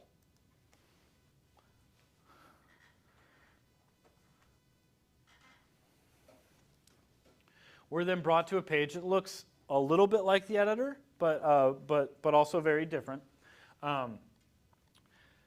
What's really great is similar to creating like a quiz or a test in your LMS. You can save those questions to a question bank so you don't have to recreate the same exam semester to semester. Our polling is very much the same way. So as you create these poll questions, it will also include them in your library. So if let's use a really extreme example. I teach mechanical engineering in the fall and I teach English Lit in the spring.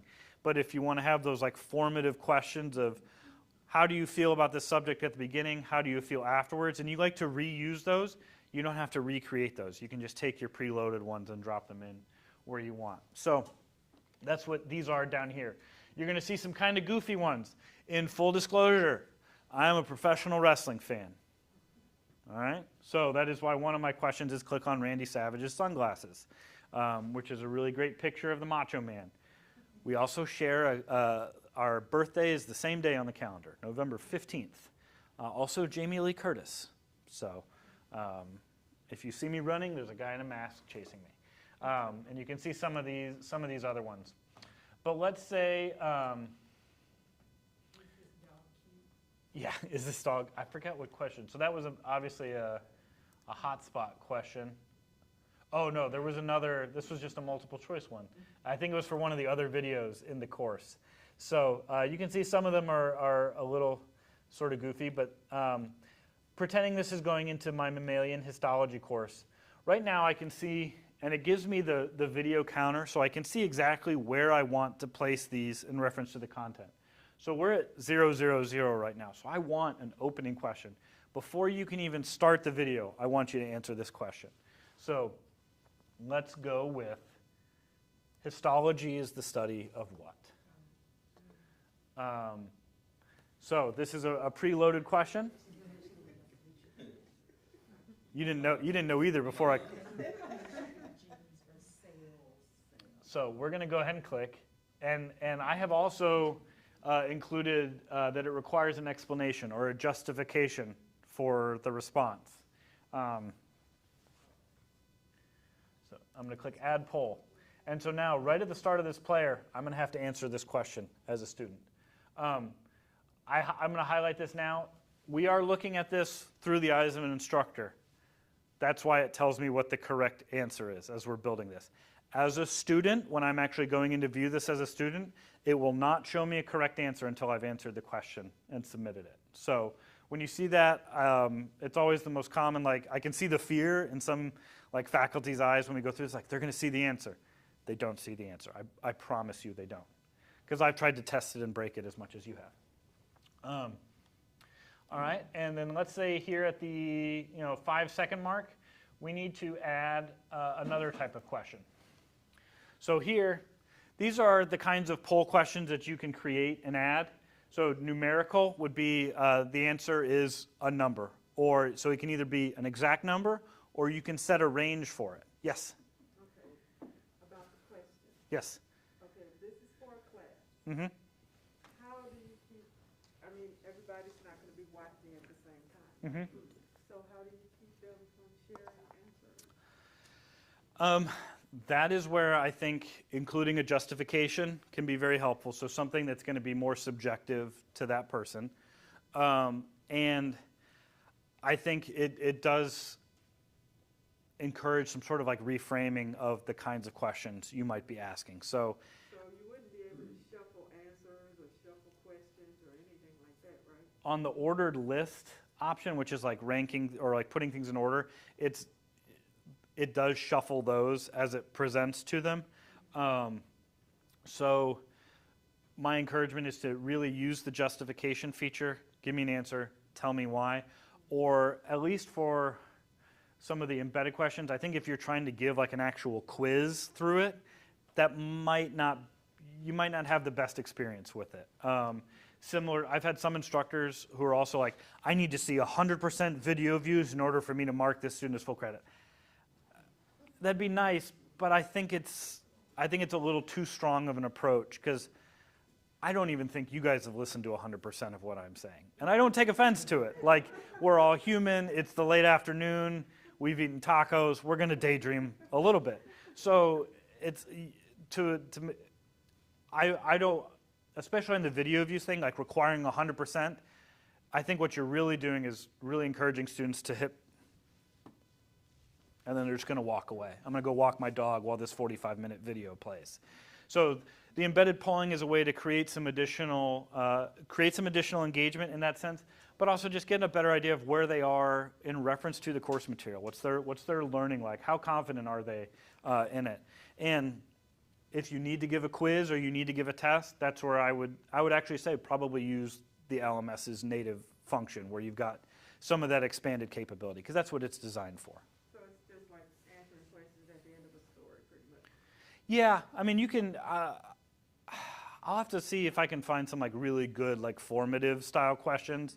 I think the one that has the most potential is the image poll or the hotspot of, thinking history was the example I gave earlier.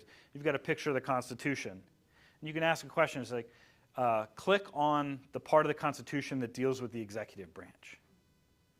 So just looking at an image of the Constitution, you have to know that's Article 2. And so it is Article 2, right? If there's a pretend, it's Article 2. We're just going to say it's Article 2. But you would know, like, okay, I have to go click on here, or create another one. Click on the preamble. They have to know what the preamble is, where it would be located in reference to a document. So there are things with an objective answer, but it's going to cause, everyone's going to have to kind of look at it a little bit differently. Where's you can kind of be as broad with it as you want. The short answer, I think, is one that I would really encourage. If you're concerned about that, is answers where the student has to write something that's going to be like theirs. You'll notice true, false is not on here, but if you make a multiple choice question with two options, one's true, one's false, you've got your true, false. I say that because the absence of true, false really throws some people off. So you can absolutely make one. Question. Yes? Okay, I see where you're adding the polling questions based on the time frame. And I might not just be seeing it. Can you see the clip where you want to add that question? Or is it just by the time?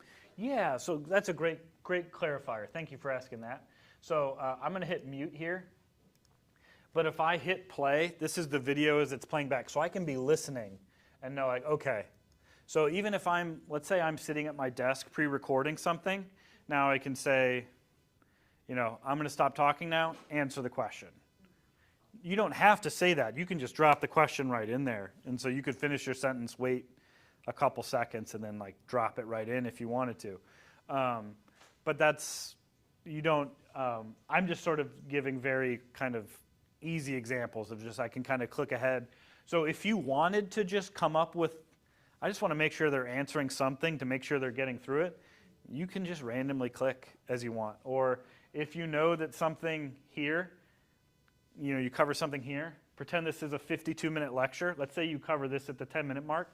Drop the question about it at the 5-minute mark and see, you could see people going back and sort of, I don't want to say troll your students, but kind of really force them to engage. And because every time they go back and listen to something, they are getting re-engaged with that content. The same reason we can sing ad jingles from when we were kids, why we know, like I still know my first girlfriend's phone number because, okay, maybe I was a little clingy and dialed it too often, but I won't tell you the area code, but I could recite it for you. So those are, that's the easiest way there. So I'm gonna hit pause. This is one that I came up with, and this will, the answer is going to be C, B, A to put these wars in chronological order. But it is going to shuffle these as it presents them to the student. So it might give them Revolutionary Iraqi Freedom 1812, and then they would just sort of have to like drag them up and down, and that's going to be the ad poll. I'll show you the image quiz here as well. Again, it's always kind of my favorite because of my patron saint. Click on Randy Savage's sunglasses. So with this one is you would upload an image and you can mark the solution on there of where the correct answer is when students click. It is currently, it's one image, one solution. So if you want to use this for multiple questions, you would have to add multiple image quizzes. But what's helpful there is it would give you independent polling data on each one. And you just, it's sort of what I say is it's quadrilateral in how you have to mark it. So even if it's a circle, just draw a square or rectangle large enough to click on it. You can always go back in and see exactly like where a student like looked at it. And I think we should do an additional sort of like polling specific section or session kind of like that, because we're sort of really, in wrestling terminology, we're hitting the high spots. But with image quizzes, I've found is that if a student is clicking, if that's what he thinks is the sunglasses, he's going to click right in the center of it. They're going to click in the center of what they think the answer is. Does that make sense? So the sunglasses, you're probably going to end up clicking on like one of the star-spangled pupils there. And we can add this in. And so now we can see these little hash marks as we go through, and as we click play, and we can see it hits there. I've got to answer, C, B, A, and then I can click play because this is still like an instructor preview mode. And then you can also see that it's really kind of, showing the demonstration of the recording as well. Once I'm done, I can click save.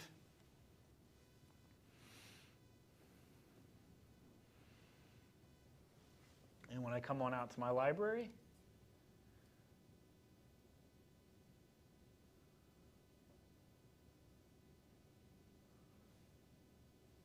there's our afternoon browser capture, and I can see that it's got that little check mark indicating it's now been turned into some interactive media.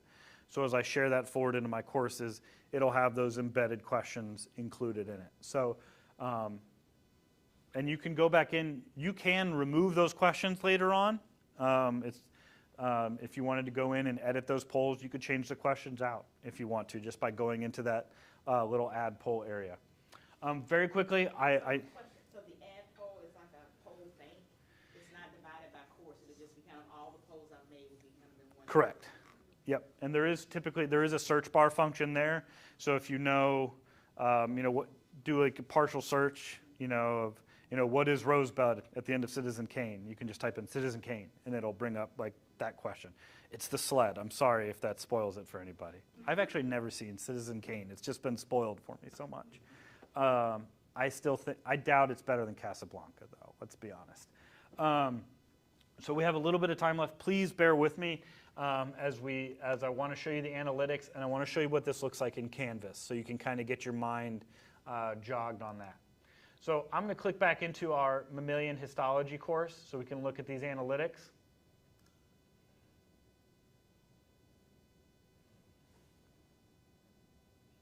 Very briefly before we get there, here's the polling section or the Q&A section.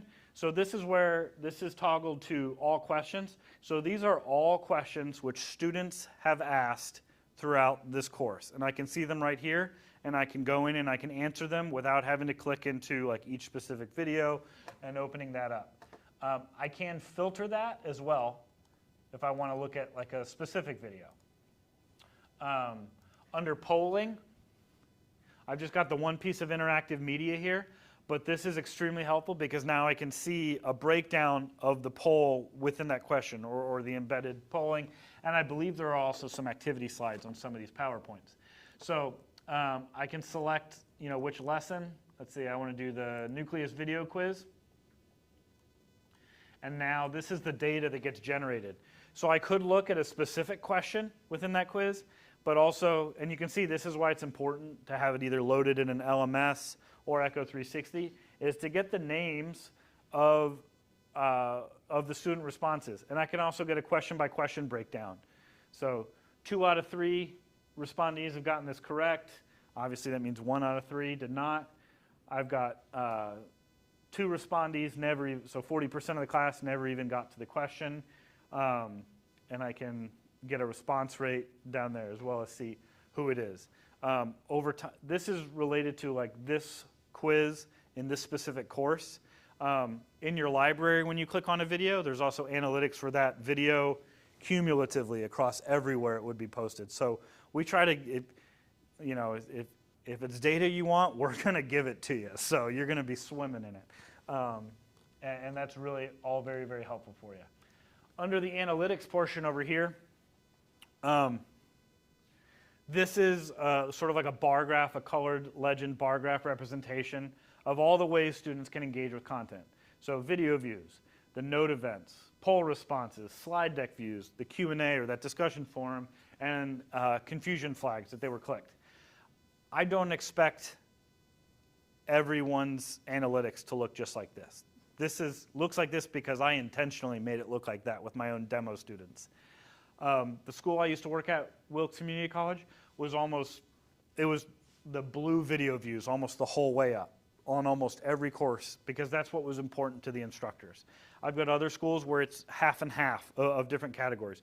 Whatever works for you is what you should do, and whatever's helping your students be successful. I'm not going to push you into like a boxed solution if it's not going to work for you. So down here at the bottom, we can look, and I can see this course introduction video. If I click on it, it's going to bring up those students, and this is their viewing data relative to that course introduction video. I can sort these columns just by clicking on it in ascending or descending order. If I click over to the Students tab right here, it's going to show me sort of the inverse of it. I actually kind of like this Students tab because it adds in this video view percentage column right here, which I think is I know I sort of like downplayed student viewing as a way to understand like success, but I think it is helpful to know like, okay, the student is a good student and they're having trouble and it says they watched everything. It can be a good indication. Whereas a student who's doing poorly, who has a low video view percentage, that can also be a good correlative. This is related to the entire course as it stands right now. So this is Michelle Jackson. It says 15%. She's watched 15% of all the video content in the course. But if I click on her name, it's going to bring up something that's a little bit more variated. So this is her video view percentage related to each video, which is now the rows. So I can see she watched 45% of this Cell Junctions video. I can see how many times they viewed it. If they click play, it counts as a view, is the easiest way to look at it. I can also see the polling correct, the information there, if they click the confusion flag in any of the videos, and so on and so forth. This weighted engagement, I think, is a really helpful column, and it's adjustable. So you can actually set the metrics of how that column generates, and that's what we'll look at right here. Because you may decide that that's actually how you want to push graded, how you want to make this gradable to the gradebook. So these are sliding scales. So right now I've got it set at 50% video views and 50% activities. If I come in here and I want to adjust this down, let's say I want to make it about 40% based on their activities and about 60% on video views, and I want to give them a little bit of credit if there's notes taken anywhere. When I click apply, it just applies a new filter to that data in the analytics. Come on.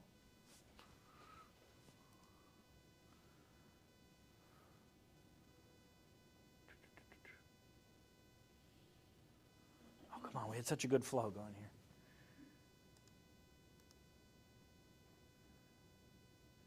Oh, that's because I kept clicking on the same tab I'm already in. Okay.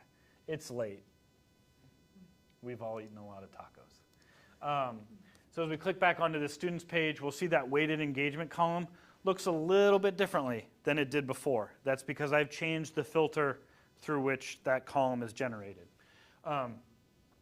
This engagement column, or this tab here, will show you like your least engaged students in a semester. It will also show you where students have marked as confusing. Again, we are revamping that whole notification system to be a lot better, to be a lot more forward-facing and notifying, and that should be by the end of this first quarter. Under LMS Gradebook, this is a really great part. I've got it plugged into a Blackboard instance, but for Canvas, the process is exactly the same in this regard. So these are, actually, let me switch that to Canvas because I've got more in there.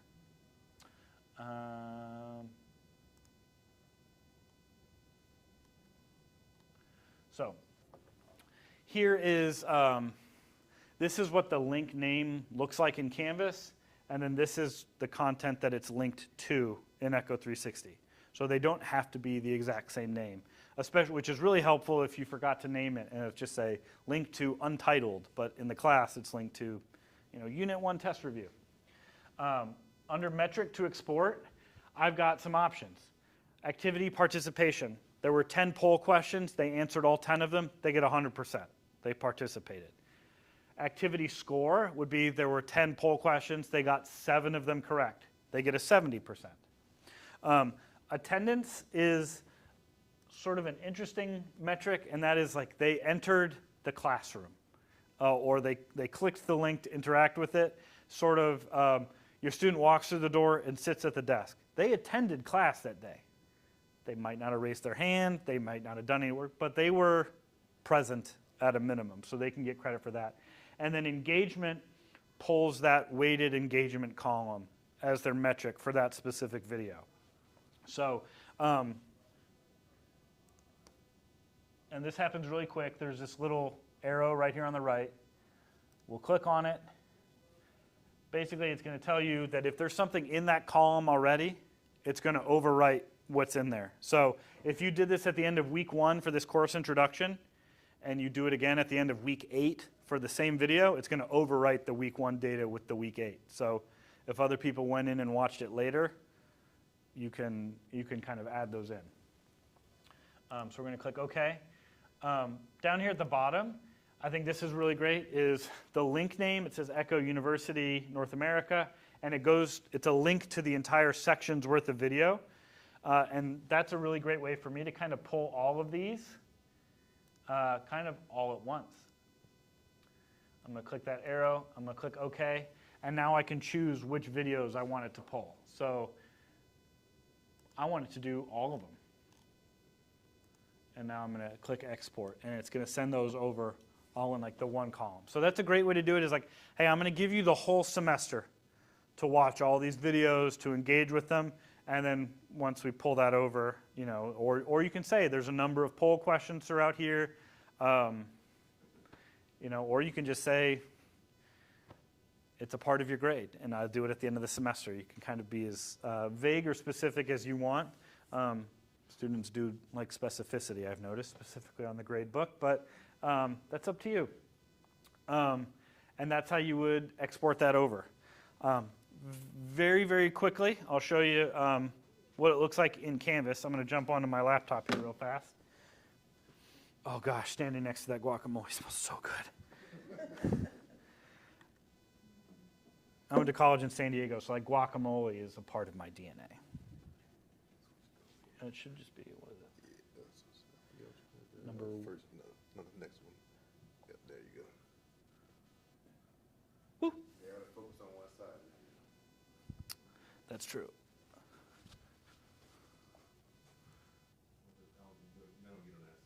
Oh, okay. So everyone, look over at this screen. This is extremely zoomed in. Let me make it bigger here. So this is my Canvas course. And so we can see, I'm going to try to scoot over a little bit. Here's a Canvas course. Let me zoom out so it gives a more sort of comprehensive look to it. And you can see where I've added some other Echo 360 tools in there as well. So I'm going to remove some of these to clean it up. It's one of the great things about Canvas is that it's very easy to do that. But on the left right here, we can see where it says Echo 360. If I click on that, you'll notice I'm still within Canvas. So it's totally framed within it. I didn't have to log in again. Maybe once a semester, I would have to connect which Canvas section course it's in to here. But now it brings us to all those videos and those section of videos that we'd been working with earlier. Right below that, and here, let me kneel down so you can see. Thank goodness for stretch chinos. We can click and see Echo 360 Library. I can go right into my library from Canvas without ever having to leave Canvas, and I can manage that. Again, we realize, Echo has the most potential when it's leveraged, I think, with an LMS or some sort of virtual learning environment, because that's probably one of the resources that everyone at your institution has an account for. And so it makes it really effective there. We do have some analytic access here as well. But most easily, we've got some different options. Is if we want to add, let's say I want to add an external tool just right here. I can choose Echo 360. I'm going to click Add Item. So now this is it right here. When I click on it, and I forgot who asked the question about knowing which section it was going. I think you had asked about it, but everyone was probably wondering. The first time you insert a link or try to add a new one, it's going to give you kind of this page right here. So it's going to give you the option to, and depending on how the institution is set up with it, sometimes step one is grayed out. That's not an indication that something's wrong. It's just that it means there's probably already a pre-created section for you to load into. So I want to put this into my mammalian histology course, or I can choose other courses if I have access to them as an instructor. I could even create a new section if I wanted to, but I'm just going to put them right into my same one, or link directly to that same one. If I leave this here bubbled as section home, when users click this link, it's going to bring them to the list of videos. But we've already got that over here on the left. I want them to go to this specific lesson or piece of content here. So I'm going to bubble in a lesson or a specific lesson in the item, and then I just choose which one. So here's all the videos, and then we can see here, this is actually a new feature that I've actually not seen before, is that this is that Grambling unit category that we created, and then now I know that it's nested right under there. And then I'll click connect. And again, right from within Canvas, now every time this link is clicked, it's going to go to this specific piece of content. On another side is I'm going to create, let's say, just a page. I want to slap some text on something. We're going to put it in the course information area.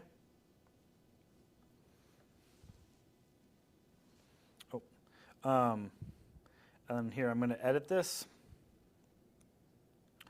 We've also got the option, I'm going to skip a line down here, and under Tools, I can also embed something, including, let's say, this interactive media that we just created. So let's say I'm creating, a lesson or a typed out area. This is embedding it directly from my library. So now as a student is clicking into here, they scroll down, they're going to get that interactive media embedded within the rest of this instruction material. You can see I already did it down here as well. So I'm going to click Save. And now when we go back out, to this home area, here's the course information. And as I click on it, here's our, again, it's going to show me the correct answer because I'm looking at it as an instructor. And then it's just going to begin playing that video.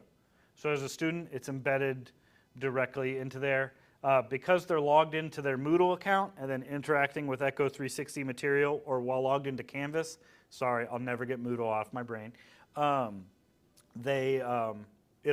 get the analytics and the polling data from it to make sure that you can see who answered those questions, what they answered, and whether or not it was correct. I know that's a lot. Fire hose analogy was pretty accurate, wasn't it? Like it was a fire hose. So we want this again to be the first of many of these kind of like regular sessions for you to go from about like 4 until 5. I think we're going to do like an additional kind of like Q&A for some of the administrative side as well. But please don't hesitate if you have a question. I'm just jctech at echo360.com. I can put that up on here.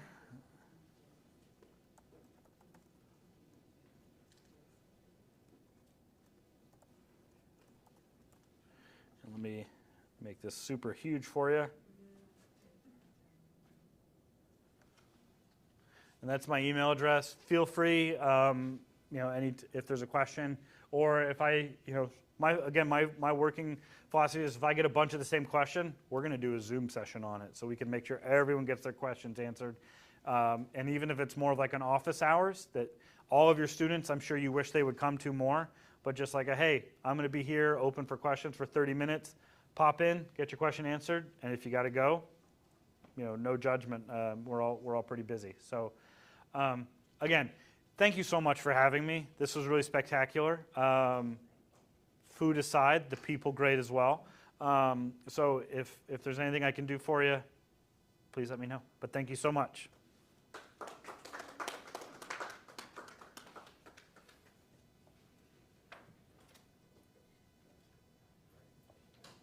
We want to thank you all for coming. Like I said, this is the first time we've been back in person training since COVID. And it's just good to be back in.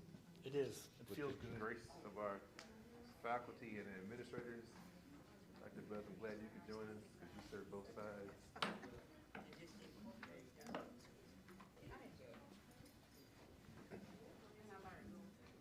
That's all. That's my only goal. You learn something.